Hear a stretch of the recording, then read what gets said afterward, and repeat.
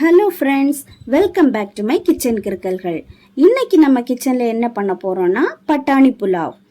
வீட்டில் கெஸ்ட் யாராவது வந்தாங்கன்னா சீக்கிரமாக ஆனால் டேஸ்டியாக கொடுக்கறதுக்கு இந்த ரெசிபி யூஸ்ஃபுல்லாக இருக்கும்.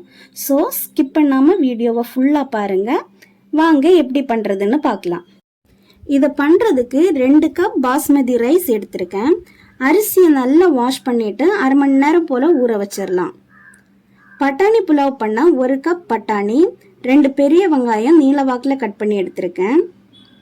இப்போ நம்ம குக்கரில் கொஞ்சமாக நெய் போட்டுக்கலாம்.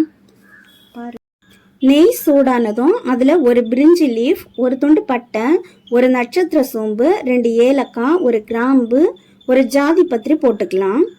இப்போ நம்ம கட் பண்ணி வச்சிருக்கிற வெங்காயம் போட்டு லைட்டாக வதக்கி விட்டுடலாம். வெங்காயம் லைட்டாக வதங்கினதும் 3 பச்சை மிளகாய் போட்டு மிக்ஸ் பண்ணி விட்டுக்கலாம்.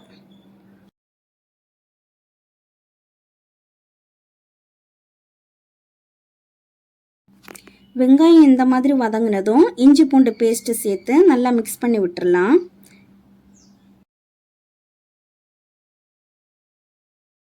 பச்சை வாசனை போனதும் பட்டாணி சேர்த்து கிளறி விட்டுக்கலாம்.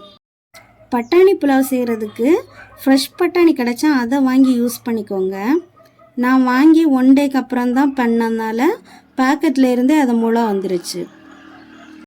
இந்த ஸ்டேஜில் தேவையான அளவு உப்பு சேர்த்து மிக்ஸ் பண்ணிவிட்டு 2-3 மினிட்ஸ் பட்டாணியை அப்படியே வேக விட்டுக்கலாம். பட்டாணி நல்லா வெந்ததுக்கப்புறம் ஊற வச்சுருந்த பாஸ்மதி ரைஸ் சேர்த்து அரிசி உடையாமல் லைட்டாக கலந்து விட்டுக்கலாம். இப்போ 3 கப் தேங்காய் பால் ஆட் பண்ணலாம். 1 கப் அரிசிக்கு 1.5 கப் தண்ணி சேர்க்கணும்.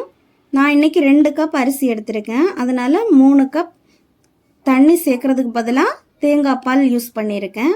தேங்காய் பால் யூஸ் பண்ணால் டேஸ்ட் ரொம்ப டிஃப்ரெண்ட்டாக டேஸ்ட்டாக இருக்கும்.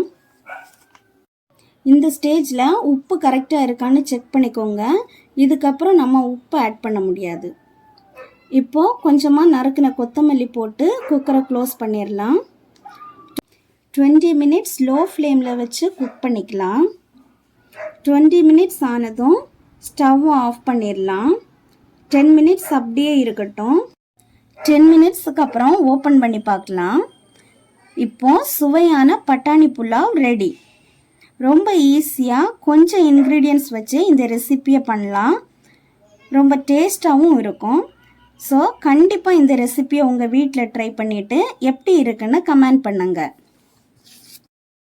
இந்த வீடியோ உங்களுக்கு பிடிச்சிருந்தா லைக் பண்ணுங்கள், உங்கள் ஃப்ரெண்ட்ஸ் அண்ட் ஃபேமிலிக்கு ஷேர் பண்ணுங்கள். நெக்ஸ்ட்டு நான் போடுற வீடியோஸ் பார்க்கணுன்னா கிச்சன் கிறுக்கல்களுக்கு சப்ஸ்கிரைப் பண்ணுங்கள். மீண்டும் இன்னொரு ரெசிபியில் சந்திக்கிறேன். பாய்.